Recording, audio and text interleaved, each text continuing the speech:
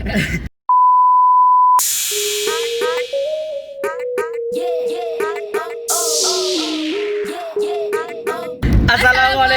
warahmatullahi wabarakatuh. Kembali lagi di Mad Family. Ada bocah yang nengok. Ini di mobil bisa kedengeran gitu. Kayaknya ya saking nyebringnya. Ini sebenarnya kita tuh mau bahas suatu tema. Jangan kayak gitulah, Ya, berat kali. gimana? Jadi sesuai janji kita kemarin, Oh kemarin, kerudungnya sama, bajunya sama, kok bisa kemarin? sesuai janji kita di video sebelumnya, Ya gitu. Oke, kita kan akan membahas segala sesuatu seputar matematika begitu ya. Pokoknya isu-isu terkini, isu-isu yang lagi hype abis, lagi happening, hot lagi panas gitu ya. sepanas Jogja. Lagi terbaru. Jogja nggak panas Yang panas mana? karena hatiku selalu mendinginkan. Kita bakal kali ini kita bakal bahas tentang SKB. Jauh banget nggak sih sama konten matematika? Nggak apa-apa lah ya, yang namanya channel YouTube itu kan bebas ya. Bebas lepas. Nah, siapa tahu yang penting teman-teman. Soalnya banyak banget teman-teman yang terutama teman-teman kita gitu Yang- kan, yang nanya nih yang udah lolos ya. Jadi FYA, bener nggak? FYI. For your information. Oh iya, oke.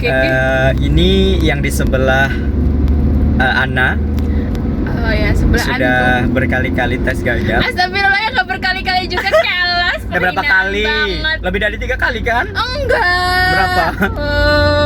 Berapa? Enggak tahu. Ya udah lebih dari 3 kali. 2019, 2018. Sebelum itu yang pas zamannya cuma ada satu formasi. Ya udah 3, yang nggak lebih, orang baru 3 Gagal. kalau. Ya Allah, jahat banget. Jadi kan kita bisa mengcompare kenapa dia gagal dan saya alhamdulillah 1 kali. Mas, 1 kali. Ya biar semakin terpercaya gitu. Ya Saya kan baru fresh graduate S2 di pendidikan matematika itu tahun 2018 dan tahun itu juga alhamdulillah saya lolos keterima sebagai dosen Mathematics Education di salah satu perguruan tinggi negeri di Yogyakarta. Nanti teman-teman kalau penasaran bisa dicari nama saya di mana kampusnya ya. Masih inget kan tadi namanya siapa? Intinya di bawah Kementerian Agama. Jadi Tahu udah lah ya. pas tahu di Jogja cuman 1 teman-teman. Nah. Cuman ngasih tips aja. Cuma pengen berbagi saja bahwa ya pasti teman-teman tahu ketetatan persaingan di seleksi CPNS. Saya ingin berbagi tips saja, tips and trick, karena teman-teman yang nonton ini pasti sudah lolos seleksi kompetensi dasar. Besok kapan-kapan kalau ada CPNS lagi mungkin kita bakal sharing-sharing tentang SKD, tetapi karena ini yang akan segera dihadapi tentang SKB, maka istri saya tidak akan tahu tentang SKB karena dia selalu gagal di SKD. Ya Allah, omongannya selalu lagi astagfirullah. Tetapi ini balik lagi ke seleksi kompetensi bidang di Kementerian Agama. Ditanyain. Iya, ini juga mau nanya. Malah ngupil dia. Oke, pertama dulu SKB itu ada berapa tahap sih di Kementerian Agama? Waduh. Yang ngeri ya. Berbobot banget. Ini benar-benar langsung lah guys. Kita belum bikin daftar pertanyaan, jadi Kita tidak ada skrip. nggak ada skrip, jadi nanti kalau langsung jawabannya. Pertanyaannya agak agak-agak ngawur gitu. aneh dan jawabannya nggak Nah. bermutu. Mohon maaf. Yang pertama ada 3 tahapan tes lagi di 3 SKB. tahap, apa Teman-teman, aja? yang pertama Apa adalah aja? tes psikologi mungkin. Kok mungkin jangan Psikotes. meragukan deh. Nah, bukan psikologi. Psikotes. Psikotes. Guys, ingat-ingat psikotes. Nanti Terus psikotes apa lagi? itu ada 2 sesi. 2 sesi. Sesi yang pertama itu nanti adalah bener-bener dicek ini tes psikologi yang Tulis atau lisan atau gimana? semuanya paper base ya waktu itu. Paper base. Pakai Paper base. LJK atau gimana? Iya, benar pakai LJK. Uh-huh. Yang tes psikologi itu hanya ada 2 pilihan pernyataan yang kita hanya diminta memilih pernyataan di antara dua itu. Maksudnya gimana sih, kayak benar salah atau gimana? Bukan benar salah. Gimana, Tidak ada gimana? pernyataan yang salah, tetapi kayak tes psikologi itulah, kayaknya cuma pengen tahu kekonsistenan kita itu berada di mana. Contohnya jadi kayak itu 2 kalimat gitu kita suruh ada 2 pernyataan, misalnya saya adalah orang yang periang, pernyataan yang pertama. Pernyataan yang kedua itu saya pekerja keras, kayak begitu. Nah itu pernyataan-pernyataan itu biasanya diulang-ulang di berbagai pernyataan yang ada. Oh, jadi pengen lihat konsistensinya Nah, ya. Kan jadi- siapa tahu pas di nomor 1 dan nomor 8 Yap. tuh pertanyaannya sama. Tapi ternyata jawabannya beda. Itu kan udah gak Nah, konsisten banget. Waktu ya kan? itu Berapa soal belum. sih? Apa? Ingat nggak? Berapa soal? 50 apa ya? 50 soal. Waktunya nggak lama itu, tetapi intinya kalau Kira-kira berapa? tips 60? ini langsung tips aja sih. Ini kan kayaknya. pada pengen tahu juga. 50 lah, 50 anggap aja 50. Ntar kalau ada informasi yang salah kita benerin di description, karena ini benar-benar cuma di jalan tadi terus kepikiran ide ini. Intinya tips dari saya sih, kalau teman-teman di itu benar-benar dijawab. Kayak teman-teman kalau sudah pernah tes psikologi itu ya, yang ada banyak pernyataan sampai 300 sekian itu, intinya kan hanya untuk melihat kekonsistenan dari pernyataan teman-teman. Jadi tidak ada yang salah, tidak ada yang benar. Jadi kalau saya sih dijawab sesuai yang benar-benar apa ya, ada pada diri teman-teman. Saya yakin baik semuanya. Kalau periang atau pekerja keras begitu kan sama-sama baik. Nah, waktu itu ini saya loh ya, konteksnya saya konsisten untuk mengatakan bahwa saya adalah orang yang bekerja keras dan saya mudah bekerja sama dalam tim. Itu sih. Kemudian tes yang kedua itu kayak seleksi kompetensi dasar. Tunggu deh. Tadi katanya psikologi ada 2. Lah iya, ini tes part yang keduanya. Oh. Tes part keduanya itu kayak ini seleksi kompetensi dasar yang bagian apa yang ada matematika itu? TPA. Bukan TPA namanya. Apa sih? TIU. Tes intelijensi umum. Yang ya kayak gitu, ada matematikanya, ada Gambar-gambar gitu. Ada figuralnya dan sebagainya. Jadi teman-teman bisa lah kalau itu belajar secara mandiri, atau mungkin nanti kapan-kapan kita bisa sharing bagaimana teman-teman bisa menyelesaikan soal-soal yang semacam itu, karena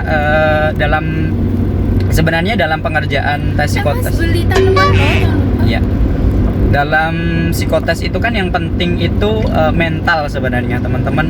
Bagaimana kejar-kejaran dengan waktu, kemudian maintenance emosi agar tetap stabil dari awal sampai akhir sehingga semua soal bisa terselesaikan. Itu yang pertama. Ditanya lagi lah. Itu yang pertama. Masih 3 tes kan? Nah, terus yang kedua apa? Yang kedua itu adalah micro teaching sama wawancara.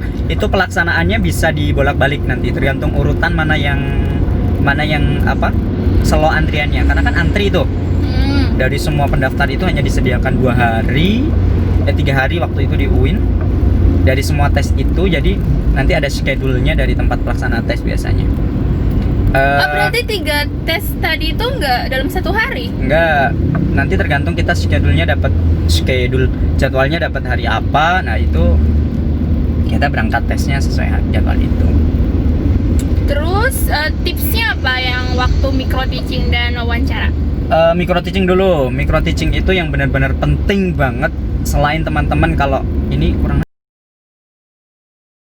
selain teman-teman harus banget menguasai kompetensi dari keilmuan teman-teman, itu banget yang pertama. Yang kedua, teman-teman harus benar-benar menguasai bahasa itu ditanyakan.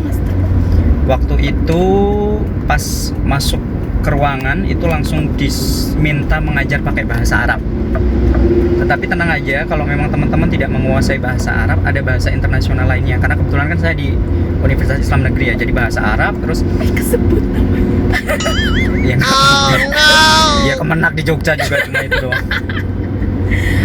Terus kan ini akhirnya ditawari oleh pengujinya menggunakan bahasa Inggris. Jadi teman-teman memang benar-benar harus fluent banget speaking English, harus percaya diri banget, karena mungkin teman-teman kan sebagian besar kalau bahasa Inggris itu takut di grammar, tetapi yakinlah kalau orang speaking itu tidak terlalu mempedulikan grammar.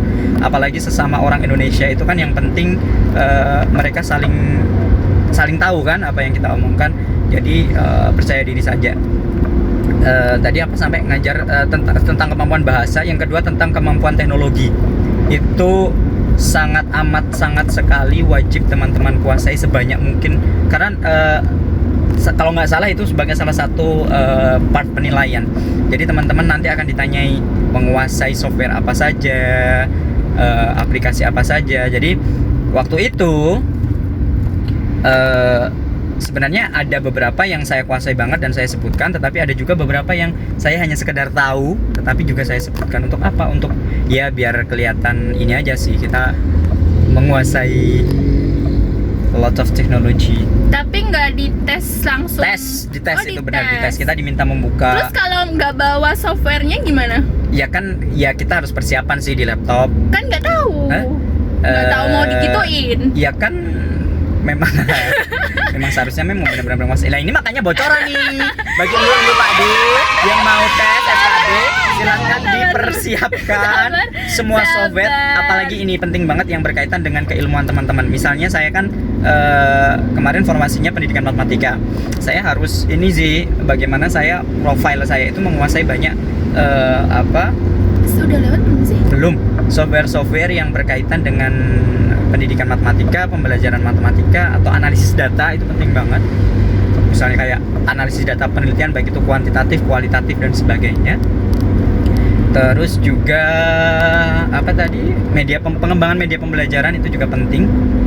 Itu sih dua hal. Karena pendidikan ya Nah, guys. ya bahkan di ini slide PowerPoint itu nggak harus pakai PowerPoint sebenarnya. Slide presentasi ketika teman-teman mengajar itu menjadi poin penting juga yang pada waktu itu menjadi fokus juga dalam ketika saya dinilai di SKB.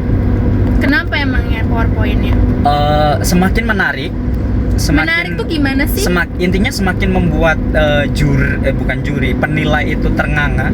Intinya kalau mainstream banget kan kalau teman-teman pakai PowerPoint, bisalah menggunakan aplikasi lain. Apalagi saya yakin teman-teman sudah sangat Udah makin canggih ya teknologi sekarang. makin canggih. Apalagi teman-teman nanti bisa mengcombine-kan juga dengan internet gitu-begitu. Saya yakin akan jauh lebih bagus sih. Media pembelajaran yang berbasis Android, berbasis internet itu akan sangat menarik sekali. Itu terus mana? Kan masih di depan. Setelah kebun-kebun ini kayaknya. Terus, oh ya, tapi tadi tuh bener-bener nggak ada kisi-kisinya ya, misalnya kayak tadi. Sebenarnya sih dari jelas untuk juri mereka ada kisi-kisinya, cuma kan ya itu rahasia. Tapi kalau buat kayak pesertanya nggak dikasih kisi-kisinya. Ya enggak lah. Kayak ini dikasih kisi-kisi. Makanya ini kan kisi-kisi dari orang yang sudah berpengalaman. Bukan berpengalaman sih, intinya lebih jujur Pernah aja. mengalami, Jadi pernah kita mengalami. jadi aku pernah mengalami. Ini Bentar pause guys, dulu. ini ada pesanan dari Mertua. Mak mertua. si. Tadi sampai micro teaching ya. Mm. Terus ini beberapa hal yang waktu itu benar-benar bikin aku shock banget.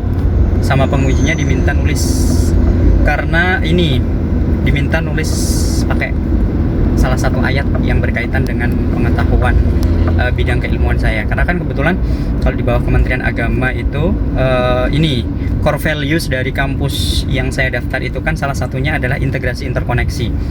Jadi teman-teman penting banget sebelum nanti teman-teman micro teaching itu untuk melihat core values dari universitas yang teman-teman daftar, sehingga benar-benar ketika mengajar itu teman-teman sudah sesuai.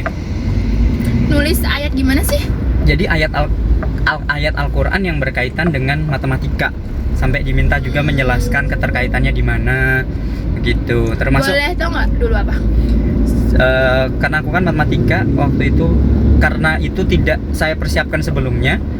Waktu itu saya diminta, terserah silahkan mas ditulis salah satu ayat atau surah dalam Al-Quran yang berkaitan dengan matematika. Ingatan saya cuma kul huwallahu ahad gitu kan. Terus? Akhirnya aku nulis Al-Ikhlas, itu aja salah kan. Ditanya tuh kaitannya dengan matematika apa? Ya cuma gotak-gatik gatuk. Akhirnya ini cocoklogi. Qul huwallahu ahad, satu, Allah itu esa, tidak beranak dan tidak diperanakkan. Jadi itu belajar tentang bilangan biner 1 dan 0, udah gitu aja. Takut salah nanti kalau diterangin ya.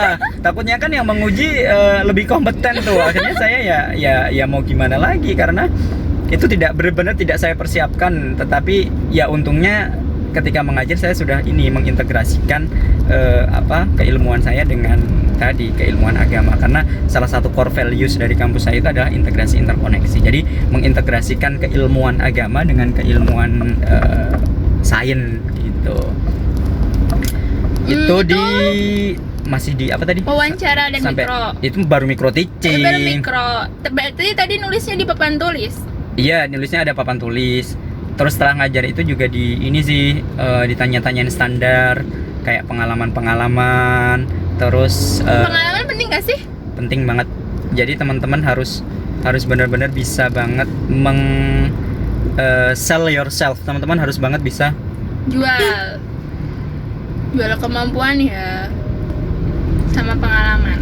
teman-teman harus banget bisa menjual diri teman-teman di hadapan para penilai. Jadi pengalaman bekerja, pengalaman berorganisasi itu juga ditanyakan ketika micro teaching, tidak hanya di wawancara. Jadi teman-teman juga harus siap. Termasuk tadi balik lagi ke kemampuan bahasa. Waktu itu ini ditanya juga kemampuan penggunaan bahasa asing, misalnya dari mana belajar bahasa Inggris atau dari mana belajar bahasa asingnya. Terus juga pernah nggak ikut-ikut acara internasional, Seminar gitu? Ya, international conference atau semacam summer school, atau ada ya intinya forum-forum internasional yang teman-teman aktif di sana sebagai pembicara atau paling tidak sebagai peserta, itu juga boleh. Itu terus juga pengalaman bekerja itu juga ditanya, apalagi teman-teman yang relevan dengan keilmuan yang akan teman-teman daftar, itu penting banget untuk teman-teman cantumkan. Begitu. Itu ketika di micro teaching. Jadi nggak lama sih micro teaching, itu paling ngajarnya 10-15 menit, tetapi tadi ada sesi wawancara. Itu Oh, berarti udah include ya? Terus itu kan tadi secara substansinya ya yang harus teman-teman siapkan. Terus ini sih, saya itu termasuk orang yang percaya tentang first impression. Yakin saya itu kan tadi saya termasuk orang yang percaya dengan first impression, kesan pertama penilai terhadapmu ketika kawan-kawan masuk ke ruangan itu akan sangat mempengaruhi bagaimana penilaian selanjutnya. Maka ketika teman-teman masuk, sebagaimana caranya teman-teman bisa menarik perhatian Wawancara. bukan pewawancara, ini kan belum wawancara, ya nanti pewawancara atau penilai micro teaching. Emang gimana sih first impression? Nah,